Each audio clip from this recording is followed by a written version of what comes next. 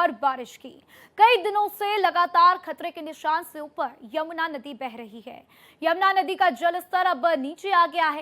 राजधानी दिल्ली में यमुना नदी का जलस्तर खतरे के निशान 205.33 मीटर से नीचे आ गया है। यमुना नदी का जलस्तर खतरे के निशान से नीचे आने के बाद बाढ़ का खतरा भी कम हो चुका है।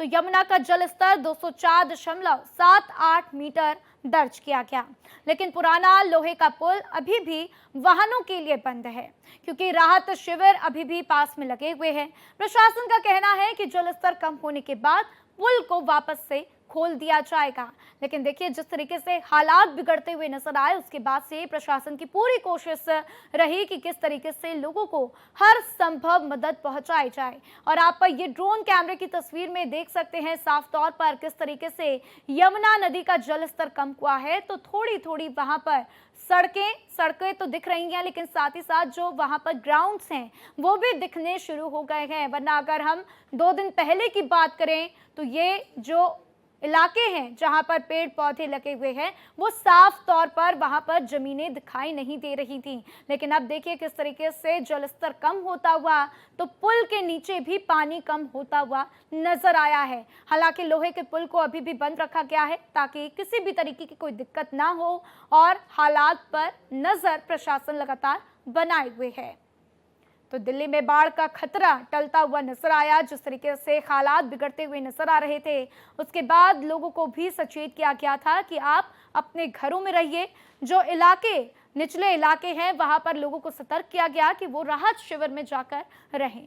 तो देखिए, यमुना के उफान में लगातार कमी आ रही है। यमुना नदी का जलस्तर घटकर खतरे के निशान से काफी नीचे आ गया है। जलस्तर कम होने के बाद लोग अपने घरों की साफ सफाई के लिए भी पहुंच रहे हैं।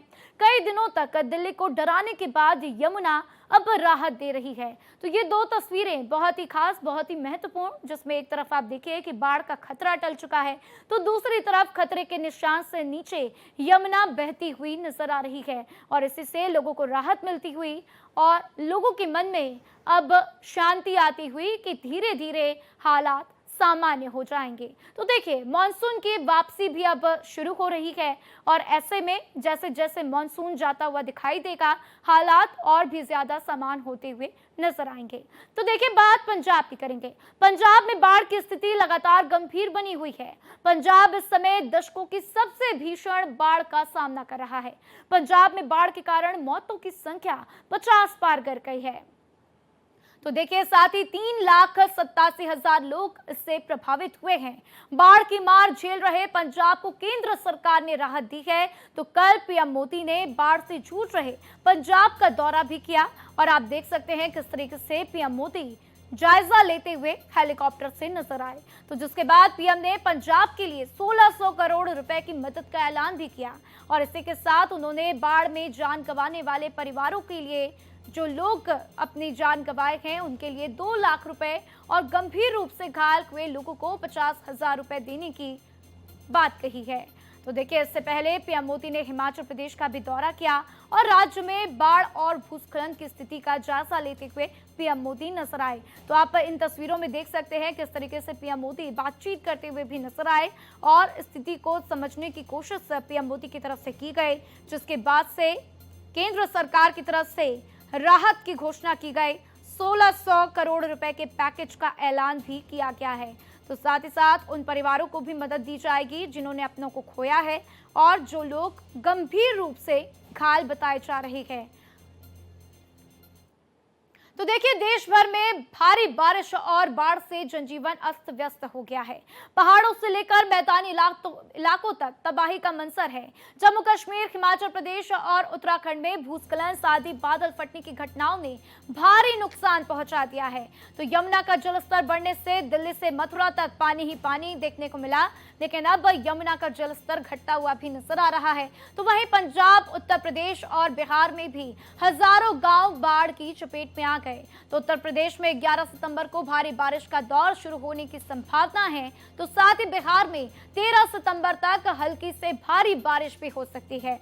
तो वहीं पंजाब की बात कर लें तो अगले 2-3 दिनों तक बारिश से राहत मिलने की उम्मीद भी जताई जा रही है। नदियों का जलस्तर घटने से राहत मिली है, लेकिन 12 सितंबर तक वर्षा होने के अलर्ट भी जारी किए गए हैं, जिसने लोगों की चिंता काफी बढ़ा दी है। तो सुकून की बात है कि हिमाचल में कम वर्षा के कारण राज्य में बांधों में जलस्तर लगातार कम होता हुआ दिखाई दे रहा है। तो साथ ही सतलज, ब्यास और रावी नदियों में बांधों से छोड़े जा रहे पानी में भी कमी दर्ज की गई है। लेकिन राज्य में 4 से 5 फीट तक पानी से घिरे गांवों के लोगों को कोई राहत मिलती हुई नजर नहीं आ रही है। तो देखिए, पहाड़ी राज्यों की बात कर लें तो उत्तराखंड के पर्वतीय इलाकों में आज तेज बारिश होने की संभावना भी व्यक्त की गई है। तो वहीं मैदानी इलाकों की बात करेंगे तो वहां पर गर्जन के साथ बिजली चमकने के आसार व्यक्त किए गए हैं। तो आप एक एक करके तस्वीरें भी देख रहे हैं कि किस तरीके से तमाम राज्य इस वक्त बाढ़ और बारिश से परेशान है और किस तरीके से वहां पर प्रशासन की तरफ से हर संभव मदद का भरोसा भी दिया जा रहा है। तो दिल्ली में तो यमुना का जलस्तर कम हो गया, लेकिन मथुरा और आगरा में यमुना नदी तबाही मचा रही है। आगरा में यमुना नदी ने इस बार ऐसा कहर बरपाया है जो शहर ने पिछले 47 सालों में नहीं देखा था। नदी का जलस्तर खतरे के निशान से ऊपर पहुंचने के बाद शहर की 100 से अधिक कॉलोनियां डूब चुकी हैं। सड़कें, घर और खेत खलिहान पानी में समा गए हैं। हजारों लोग बेघर हो गए हैं। कई मोहल्लों में पिछले 24 घंटे से बिजली गुल है। तो शहर की 1 लाख से ज्यादा आबादी इस बाढ़ से प्रभावित हो चुकी है। हालात ये हैं कि ताजमहल के पश्चिमी गेट तक बाढ़ का पानी पहुंच गया है और इधर ताजमहल के पीछे बने मेहताब बाग का गार्डन पानी से लबालब हो गया है। आप तस्वीरें देख लीजिए, आप इन तस्वीरों से ही अंदाजा लगा पाएंगे कि क्या कुछ हालात वहां पर बने हुए हैं। तो स्थानीय लोगों का कहना है कि यमुना में बाढ़ के इन हालातों ने साल 1978 की यादें ताजा कर दी हैं। तब सड़कों पर इतना पानी था कि प्रशासन ने स्टीमर चलवा दिए थे और कुछ वैसी ही चीजें अब एक बार फिर से 47 साल बाद याद आ रही हैं। तो चलिए अब आपको यमुना नदी की 2 तस्वीरें दिखा देते हैं। एक ओर जहां दिल्ली में यमुना ने दिल्ली वासियों को राहत दे दी है, तो वहीं दूसरी ओर आगरा में यमुना अपना रौद्र रूप दिखा रही है। तो 2 तस्वीरें देखिए। पहली तस्वीर दिल्ली की है जहां पर जल स्तर काफी कम होता हुआ नजर आया है। आगरा की बात कर ले तो आप देखिए किस तरीके से ताजमहल के बाद जो बाग हैं, जो वहां पर आम इलाके हैं, वो किस तरीके से डूबे हुए नजर आ रहे हैं और यमुना का रौद्र रूप देखने को मिल रहा है। तो 2 जगहों की ये 2 तस्वीरें बहुत ही महत्वपूर्ण, जिसमें दोनों जगह यमुना अपना अलग अलग रुख दिखाती हुई नजर आ रही है।